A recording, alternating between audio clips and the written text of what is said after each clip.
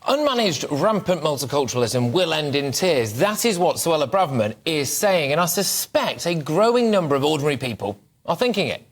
And it's not just white people, by the way. I regularly speak to people from ethnic minority backgrounds, in fact, quite often on this show, who think it's absolute madness what's going on in this country at the moment. Suella said, "The British identity isn't simply interchangeable with liberal values. Britishness is so much more than that, some of it unquantifiable, but all of it to be celebrated and cherished. The unexamined drive towards multiculturalism as an end in itself, combined with identity politics, is a recipe for communal disaster."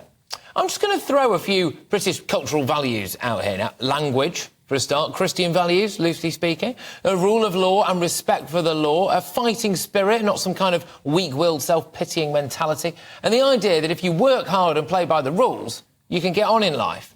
But it's also, of course, about our history, isn't it? And Brits should be walking around feeling 10 feet tall, that this little tiny rock in the ocean once essentially ruled the world, not apologising for that. Every adversity thrown at us we have overcome, and that is down to the skill, ingenuity and grit of the British people. So why are we so determined now to do away with all of that? And the simple idea of a multicultural utopia is great, but in practice you can very easily end up with societies within societies, less cohesion and more division, because it's unmanaged, it's spiralling out of control. And when people leave their front doors, it feels like they're being asked to tolerate a huge amount of societal change, and they're not seeing a net benefit to their own lives as the trade-off for it.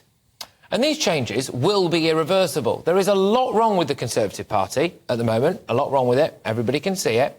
They have done a lot wrong in terms of mass migration, but at least there is a Home Secretary who is willing to go on record and say this kind of stuff. And I am starting to wonder whether or not Suella Braverman should be handed the keys to number 10.